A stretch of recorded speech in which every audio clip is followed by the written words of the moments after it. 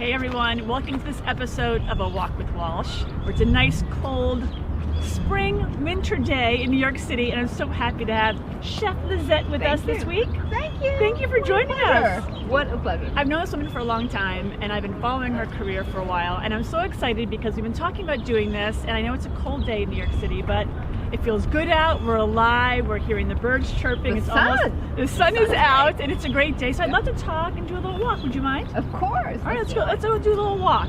So I really want to get to, you're in New York, You're a chef. How did you get here? Because you're not from New York. I am not. So, well, first, just to go way back, I was born in Mexico City. Okay. But really raised in Southern California. Uh-huh. And the inspiration literally just came from Sunday family dinners. Really? There were many people, like my sister, they knew they were going to be a lawyer. There were people in my life who knew from a young age what they were going to be. Yeah. Not me. So, But did you always cook in the family, or did you have people cooking around you all the time? Yes. So okay. Sunday dinners meant 20 people got together. We all made our signature dishes. So growing up, I didn't cook as much, but I knew that I participated. You had to. You either washed the dishes and then you earned your way up. I need your skills. Yeah. So everyone did something. Okay. But then when I thought, what do I really want to do? What excites me? Yeah. And then I just met Julia. I didn't meet her yet. Okay. But I saw her on PBS, and I'm like, oh my God! Yes, of course, she moves you. She completely moved me. And my mother is literally the best cook I know, and obviously we learned from my grandmother, but it just felt right. The idea of food and celebration that has been the DNA of my life just made sense. How could I make a career out of that? Back 27 years ago when I started, there were no celebrity chefs. There wasn't this huge foodie movement. But I love that you said it was a celebration, because you felt it inside of you, it really gave you life in a way 100%. to make it something really special to you. Because not everyone feels that way, so when you feel it, you know that's already an innate passion that you have. Great. Exactly, and truthfully, it's a career that is not focused on the dollars. Yeah. And so you have to love it because it's a serious grind. It's a lot of work. So it has to be a passion. It has to be. And I knew that just the kind of person that I am, that's what spoke to me. I could have been, if I wasn't a chef, I'd be either a nurse, or someone definitely still in the caregiving field. Sure. Yeah. I love that. So how did you get to New York then? So how I got to New York is intuitively, I think in another life I was a New Yorker. Because when I met you, I thought you were a New Yorker. I know, it's just always resonated with me because it's, I think, the food capital of the world. Agree. Every culture, every flavor, right down the street. Every people, small little mom and pop places that always spoke to my heart. And I just knew at some point, and especially when I was looking for culinary schools to go to, the CIA in Hyde Park was high on my list. Sure. I was younger, so I wasn't necessarily ready to leave. For everyone else, family. what does CIA stand for? The Culinary Institute of America. Okay. Yeah. Just want to make sure, so we can share that with everybody. Yes, I'm talking, not the CIA as in the government. So I stayed in Los Angeles, and I built my career in Hollywood, really, catering to celebrities and high executive professionals and CEOs. But I just knew that I had to finally take the leap and really expand. Because at the center of who I am as a chef is to just constantly keep learning. Yeah. And to keep growing and to keep pushing the envelope. And so I just knew that I felt like I had tapped out in Los Angeles, and I did. How long were you there then? Oh no, it was So my whole life, but in terms of as a chef, 24 years. Okay. And so that was enough. That's enough. On to the next chapter. On to the next chapter. Okay. Well, 23 years, yes. And so I finally took the leap and came to New York, and it's been magic, literally, ever since. Well, I like your hat because it's in due time. I wore it for a purpose. I knew you did. I had a feeling. So what does that mean in your life in due time? So just a shout out, so this hat is actually for an up-and-coming football player. Oh, okay. And he's about to be drafted. And so this is like part of his gear that he has. But I love the idea of that. That if you just keep working hard enough in due time, it'll come. Yes. And so I don't give up, right? And don't give up. And you know, entrepreneurship being the centerpiece of what you do in your conversations, I thought it's the perfect message. It so is. Right? Yes. And so I've just always known intuitively that if I just take piece by piece, step by step, build my resume. But did you always, or do you feel it more now as you become more mature, understanding who you are as a person and as a chef and as an individual? Yes. Like your, you know, what your value is to yourself and to your community. Like, you know, now you can say, now I understand a little bit better the path. Like, I'm okay with it. The reason why that is because social media came in. Okay. Like, I started my career when there was no social media. Of course. So in the last 10 plus years, it has completely recalibrated how I thought about the next steps of my career. Like I've always, and it's so interesting, like 11 years old, 14 years old, I knew that I wanted a huge platform, a huge stage. Really? I did, even before being a chef. Okay. I knew that I wanted to touch and inspire people on a big level. I've always known. Wow. But I do have to mention this because my dad, he was a car salesman, one of the leading car salesmen at that time. And so they sent him to leadership conferences. And so at 14 years old, I was 14, he took my brother, my sister, and I to see Jim Rohn. Okay. Can you imagine?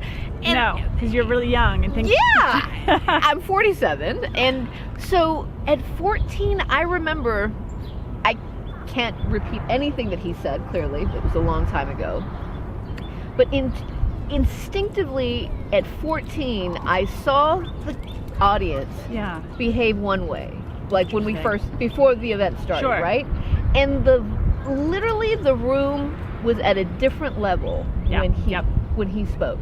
And of course, at 14, I could never dissect what that was. That energy. But I'm like, people were happy and cheering, and like they walked out in a better mood, and that always stayed with me. Interesting. That's really interesting. It's a good point too, because you felt it and you know what that felt like for you. Can you imagine what it felt like for him as a teacher, educator? Just bottom line, making people happy. Yeah. And I had no idea what I was going to do with that, but now, of course, looking back at my life, I'm like, of course, it makes perfect sense. And you've been on your own, like an entrepreneur, this whole time. So you've had to kind of, go through the challenges of what's next and how do I go from California to the New York lifestyle, and what would be your work or job here? Like, are you going to work with celebrities here, or how did you find where you are now?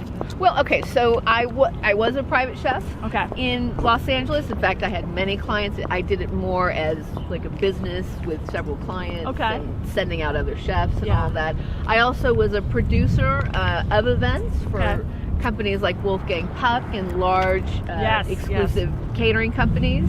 So I've been in the event world my whole career as well. But I knew that like my go-to piece to get grounded and rooted in this city was to be a private chef. And I've been a live-in private chef before.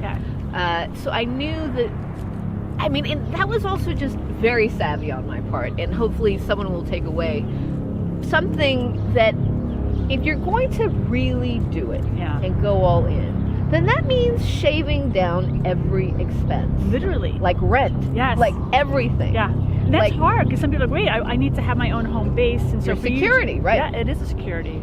So that's a big risk.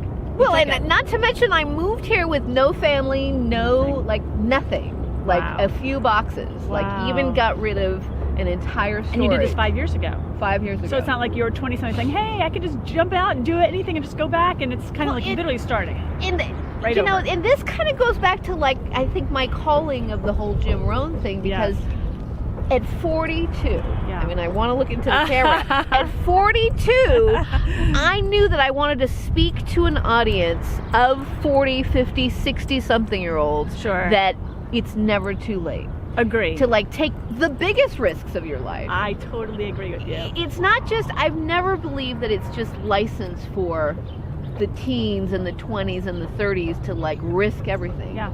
I mean, if anything, when you're older, you have the experience, the mindset. Yeah, you had the playbook almost. You feel a little more confident in yourself to go ahead and say, you know what, I can do it again, and I can do it in a different way, and not be so nervous as I might have been when I was 20-something. Say, oh, you might not be as secure as you used to be now. Now I'd be like, I can do anything. I can do it. At least I can try, because if I don't try, then that will kill me. Yeah. Exactly. Yeah. Exactly. I mean, you couldn't have said it better. You couldn't have said it better. So you're a private chef. How do you maneuver that, and how do you get the food? So where do you get the food, and how do you plan the meals, and what you mean, like right now? Yeah. So it just takes a while as a private chef to get to know the palate of your client, and when it's a family and everyone has different, needs and tastes or allergies or whatever. Yeah. It takes a while, and once you get to know, you test a lot of things.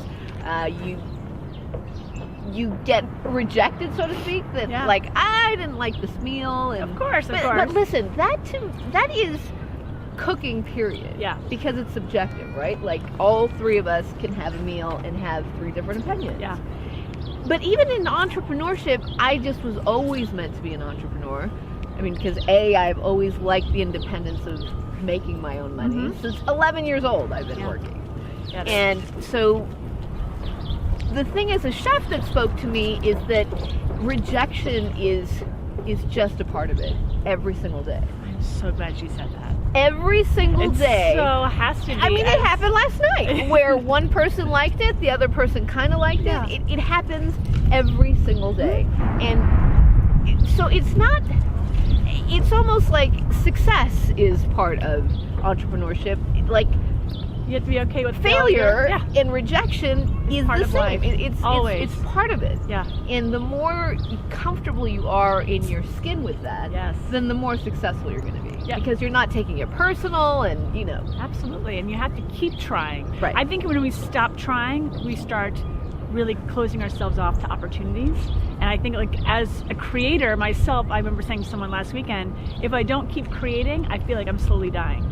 It's almost like walking for 100%. Me. If I don't walk, if I don't move, I feel like I'm just stopping. Like, it's just that's the end for me. So for me to keep creating and thinking of new things to do, it's that way to invent newness. And what do I want to do next? And how do I see the world? And what do I want to add value to? And how do I want to leave my legacy to myself or my family or my friends? And what does that mean to me as a creator? Well, but listen, I mean, that's very nice and touchy-feely. But the truth is, this is business. Yeah. And if you're not evolving, you're dying. Yes. I mean, we've seen the biggest companies in the last, decade and a half, almost 2 decades. Because they're not evolving. Because they are resting on their laurels. Mm-hmm. They think they've got it down. Yeah. And they're not spinning the wheels of how life works today. Yeah, it's so true. And so, yes, I mean, as human beings, I think it's vitally important to always have the mindset of change and evolving, and how can I be better? How can I do better? Mm-hmm. But as a business, like, if you really want to be an entrepreneur and create anything, it is about what's next. Yeah.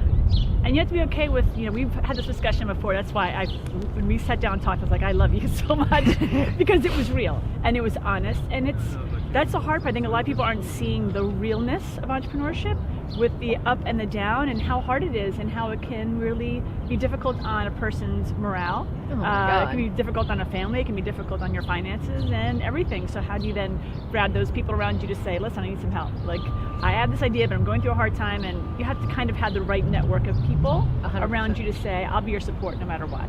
No matter what you're going through, I'll be here to support you. Whether it be like a shoulder to cry on or like to lift you back up, you need that, because it's hard. It's definitely not easy. Messy. It is so messy. It is so, I mean, I'm going to be honest right now. I literally put on my makeup in the bathroom here because I had to make breakfast this morning. Like, in real time. It's real time. There's no hair and makeup. I don't have a hair and makeup person, yet. Because you're working. Because you're really busting your butt. I'm really busting my butt, and so that means. And look at you put a bow on. She's got the chef. Just in case you didn't know she was a chef. Like, let's just do the fashion piece. You're all fashion. And I have 5 layers on, dressed like an Eskimo because I'm so cold. You're amazing. You're so but the truth is that it's super messy. Yeah. It's super emotional. Yeah. There are failures every single second. Mm-hmm. There are no's around every corner. But here's the part that few people really talk about, and that is that divorce happens. Mm-hmm. You break up with your friends. Yes. You don't get invited to things. I mean, if I could tell you in 27, like I really, like real talk here, in 27 years, if I could tell you how many weddings, how many parties, how many things people did not invite me to because they knew I was working. Yeah. And you have to be okay with that. You have to be okay with that. Yes. Like in terms of social life, it's so ironic though. Like my social life was at the Oscars. My social life was at a movie premiere. My social life was at a wedding. Like I've lived also in very these social environment. events. So I didn't feel necessarily left out because I've been to events and I've done events that most people will never get to see in their lifetime. And that's pretty extraordinary, right? It is. So if I didn't get invited to the Sunday barbecue, I'm kind of okay with it. And I'm really glad you brought that up, because in where we are right now, it's 2018, I feel like entrepreneurship can also be very isolating 100%. In a sense where there are more entrepreneurs than ever, but they're also coming out as solopreneurs. So they're just starting out on their own. Right. And we are isolating ourselves. I think that's why the WeWorks are popping up everywhere, because people need more interaction with other people. Absolutely. Because isolation is literally killing our country. And we are just shutting ourselves off from saying, I need friends, I need people, because so many more of us are divorced or single and no children, and instead of really coming together, more people saying, I'm embarrassed by not being invited to things, or I'm embarrassed because I feel alone and I feel like I'm trapped. So I think it's more important for us to come together and say, hey, well, is anyone else out there that I can really talk to? Because hey, I'm doing this on my own. My goodness, well, that's the thing, one of the things I loved immediately about New York, because I had just discovered the WeWorks kind of philosophy. I'm like, wow, this is fabulous. Because with community also comes collaboration and brainstorming and creative insights. It could even be like at a WeWorks having an engineer or a scientist or a chef or whatever companies are there, but you're having lunch together and all of a sudden you're sharing ideas and you not only not feel alone, but you feel like, wow, I can bounce my ideas off of someone and see how they feel about it. Absolutely. It's like an immediate incubator for your creativity. Yeah, so, I love that. I really love that. Yeah. I have one question for you. I'm going to throw this out at you. You might have an answer, but I always try talking about like a teachable moment, something that someone taught you along the way that was a very teachable moment that you carried through your career, or something that you had to teach someone else that kind of just helped them to understand things a little bit differently. I'm not sure if you had something at the top of your head. I do, and I actually was really debating this, but I want to give it to you specifically. Okay. Like an exclusive. Oh. You've never even heard of this. And I'm pointing to my friend here, the cameraman.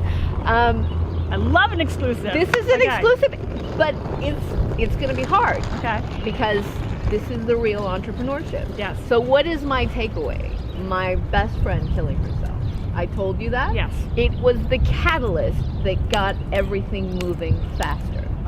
I mean, imagine someone who you've been dear friends with since you're 11 years old. Like, she had all of my memories as a kid and gave me no sign, no warnings that that's going to happen. It happens to my life about 5 years ago, and I realized, what am I doing? Like, how am I possibly wasting time? Why am I allowing my fear to control my life? It took my friend's life. Fear, literally, she couldn't navigate whatever. And that is the thing that stops people from living their best life. And when that happened, I realized, oh my God, she is my teacher, she's my inspiration, and I feel like even obligated that I need to live a little extra for her. Sure. And so my takeaway to everyone is, you cannot allow fear to control your life. This is not exclusive to entrepreneurs. This is just in life in general. Absolutely. In life. Like, nothing should ever hold you back from being the best human being that you are. Absolutely. And that even means taking a stand on difficult issues. I mean, we've got politics and the world that we're dealing with, that whatever you believe in, whoever you are as a human being, your truth is the only thing That's beautiful. that is worthy of living. It's so important to share that because we have so many things that, we go through life and so many things that people don't know about us. Right. And for you to share that with us. Well, and I mean, you'd never think that I'd talk about that, but it's also been part and parcel in entrepreneurship because you talk about isolation. There's many people who just couldn't handle the pressure. Yeah. And like being able to handle high pressure. Yes. If you don't have that DNA trait, it's not going to work. Yeah. But I also love the fact that you've taken what you've learned from your best friend and everything you've been through in your entire career. Right. And you're here in New York and you're sharing your joy and your light and your beauty because meeting you has been like such a delight. Thank you. I feel like Thank you. I feel like I've known you forever. Even though I met you last year, a year and a half ago or whatever, but to know you and just to be around you is an energy source, which I think is so important to find certain people in your life that you're just like, I need you in my life. You're like that phone call that I can't wait to get every day because usually I don't want to talk to people on the phone. Wow. But there's certain people that come around you, you're humbling. like, that's beyond humbling. Well, it's real, and especially at a certain point in life, you only want those people that really shine your light on everyone else 100%. Because of their life experiences. Say, this is what I've been through and I'm here for you and I want to help others through whether it be a chef or whether it be any part of their life. I think it's you're a beautiful person. So thank you. Thank you for walking. Is there anything else you want to share with everybody? So like I told you what my friend taught me. Yes. So my takeaway, Chef Liz's takeaway, is that happiness and joy has to be at the center of everything you do. Yes. Every relationship, every moment of your life, it takes work to be happy. Yeah. And you have to be honest with yourself and drive from that compass. That's so good. And I love your what is your Snapchat handle? Do you want people to follow you on Snapchat? Yeah, so it's Chef Lizette. So if you went to cheflizette.com, like I'm Chef Lizette pretty much everywhere, but unfortunately Twitter and Instagram, I'm still working on getting those exclusive handles, but Facebook it's Chef Lizette, Instagram it's Chef Lizette. Okay. I mean, Snapchat is Chef Lizette, LinkedIn and all of those are Chef Lizette. Great. Well, thank you for sharing your wisdom and your time and your light, and I'm so appreciative of you. And till next time, guys, thanks for tuning in. Thanks. Bye. Oh, that was great.